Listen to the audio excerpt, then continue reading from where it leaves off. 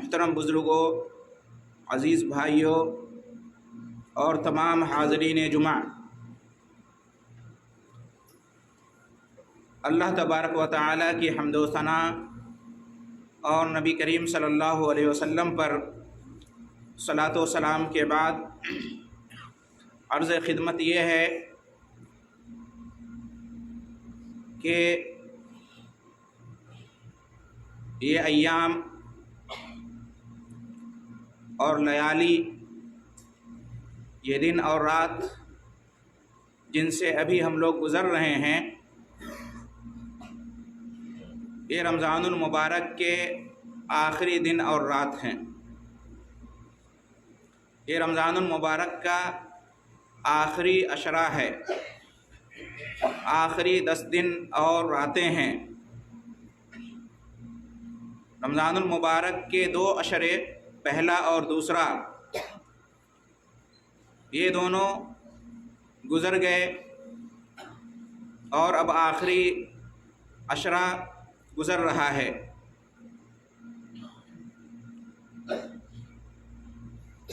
یوں تو پورا کا پورا رمضان المبارک انتہائی اہمیت اور عظمت کا حامل ہے، بہت ہی عظیم الشان ہے اور خیرات و برکات کا مہینہ ہے۔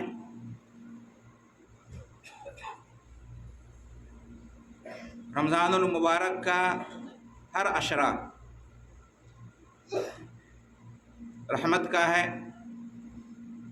مغفرت کا ہے اور جہنم سے آزادی کا ہے، اور یہ تقسیم کہ پہلا عشرہ رحمت کا، دوسرا مغفرت کا اور تیسرا جہنم سے آزادی کا، یہ تقسیم صحیح حدیثوں سے ثابت نہیں ہے۔ پورا رمضان رحمت کا مہینہ ہے اور مغفرت کا ہے اور جہنم سے آزادی کا ہے۔ تو رمضان المبارک پورا کا پورا اپنے آپ میں بڑی اہمیت اور فضیلت رکھتا ہے، لیکن پہلے 2 عشروں کے مقابلے میں یہ جو آخری عشرہ ہے اس کی بہت زیادہ اہمیت ہے۔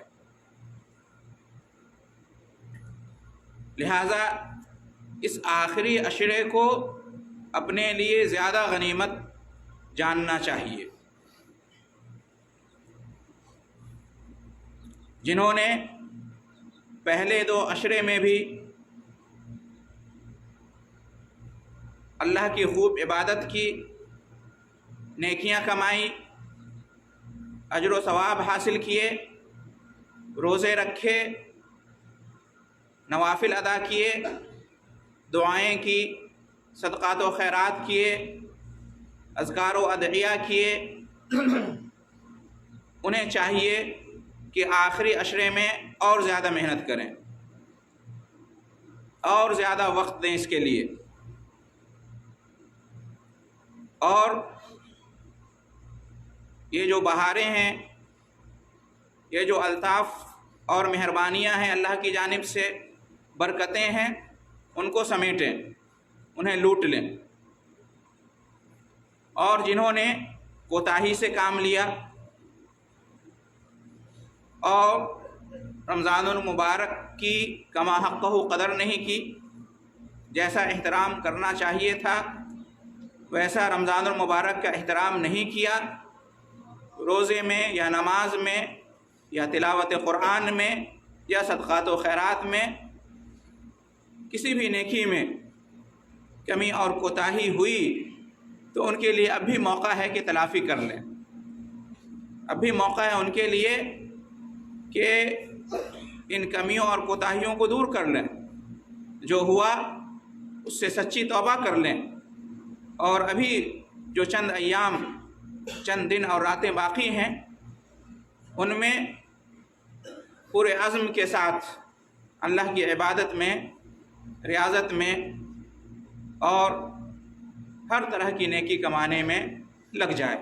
اللہ غفور ہے، رحیم ہے، توبہ قبول کرنے والا ہے۔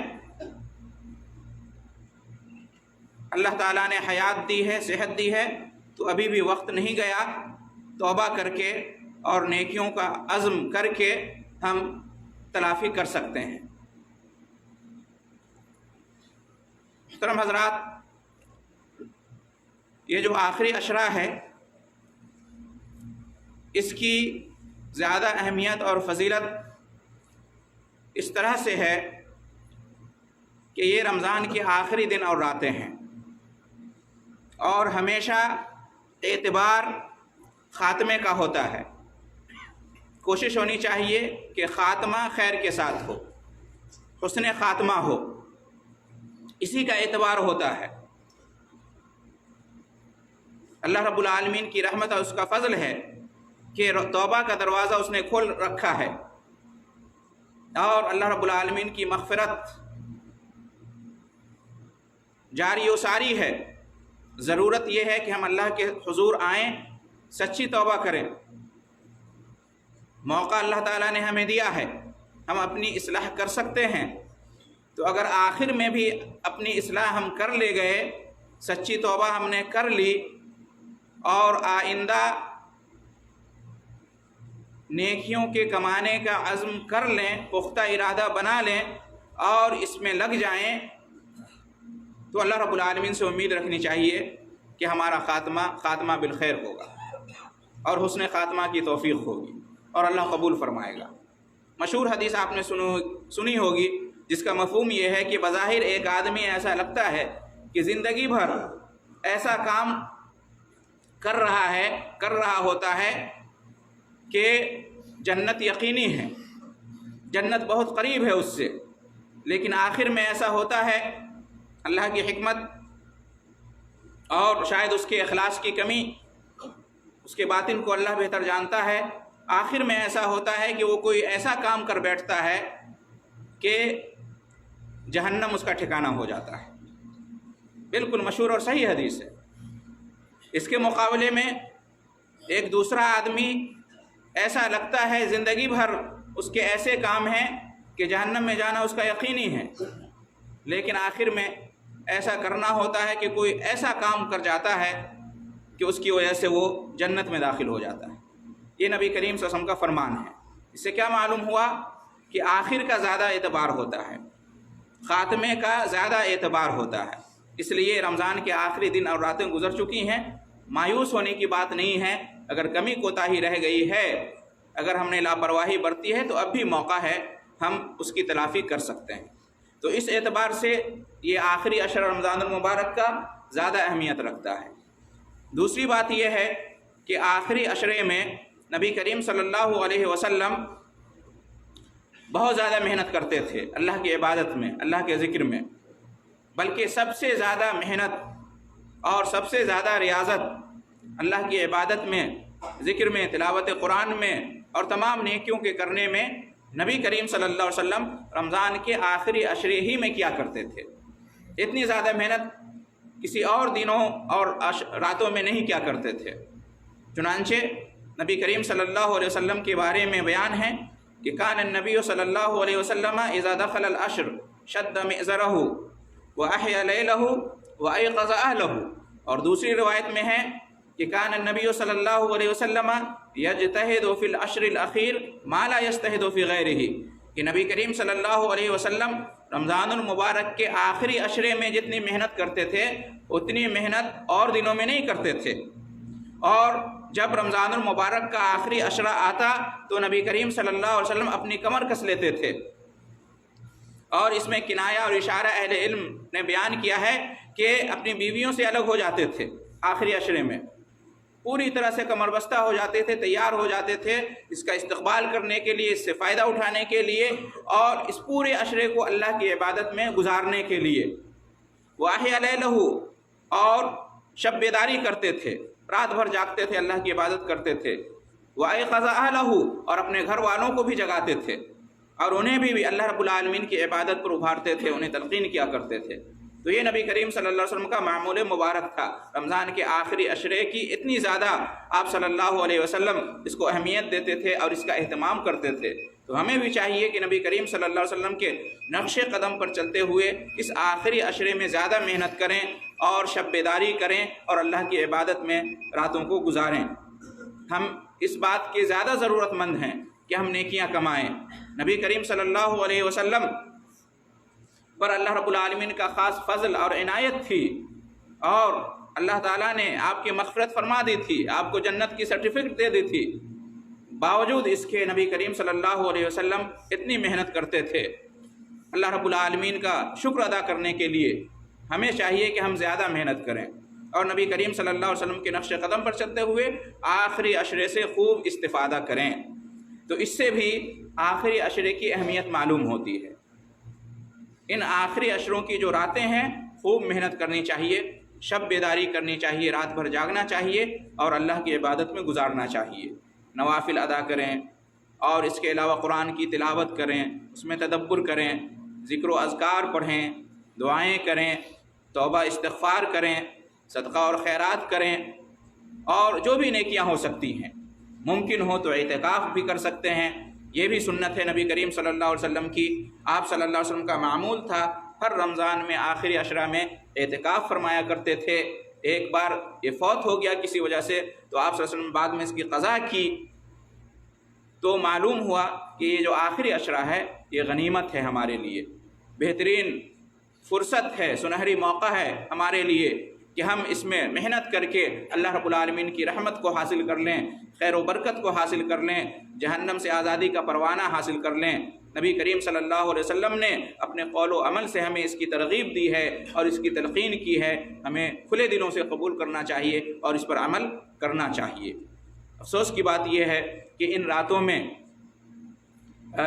بہت سارے لوگ تو جاگتے ہی نہیں ہیں اور روزانہ کی طرح ان راتوں میں بھی سو جاتے ہیں اور اس کے خیر و برکت سے محروم رہتے ہیں، اور بہت سارے لوگ جاگتے تو ہیں لیکن اللہ کی عبادت میں اوقات کو نہیں گزارتے ہیں، بلکہ لہو و لعب میں، کھیل تماشے میں، گپ شپ میں، موبائل پر اور ٹیلی ویژن پر اور کھیل کے میدان میں اور اسی طریقے سے شاپنگ کرنے میں، بازار میں گھومنے میں اپنا وقت گزار دیتے ہیں۔ شب بیداری کا یہ مطلب نہیں، رات بھر جاگنے کا یہ مطلب نہیں، بلکہ شب بیداری کا مطلب یہ ہے کہ دنیا و ما فیہا سے بے خبر ہو کر اللہ رب العالمین کی عبادت میں ان اوقات کو گزارا جائے۔ نبی کریم صلی اللہ علیہ وسلم باضابطہ اعتکاف کرتے تھے۔ اعتکاف کا مطلب کیا ہوتا ہے؟ دنیا اور دنیا کی تمام چیزوں سے الگ تھلگ ہو کر اپنے آپ کو مسجد میں اللہ کی عبادت کے لیے وقف کر دینا، لازم پکڑ لینا، تاکہ دنیا کی مشغولیات سے محفوظ رہ سکیں۔ تو یہ ہمیں کرنا چاہیے۔ اور بعض لوگ کیا کرتے ہیں، پوری 10 راتوں میں سے کوئی ایک رات ہی کو اہمیت دیتے ہیں، 27 کی رات کو، اسی کا اہتمام کرتے ہیں، باقی راتوں میں اہتمام نہیں کرتے ہیں، صرف اسی ایک رات کو جاگتے ہیں اور اللہ کی عبادت میں گزارتے ہیں۔ تو یہ تحدید اور یہ تعین بھی درست نہیں ہے۔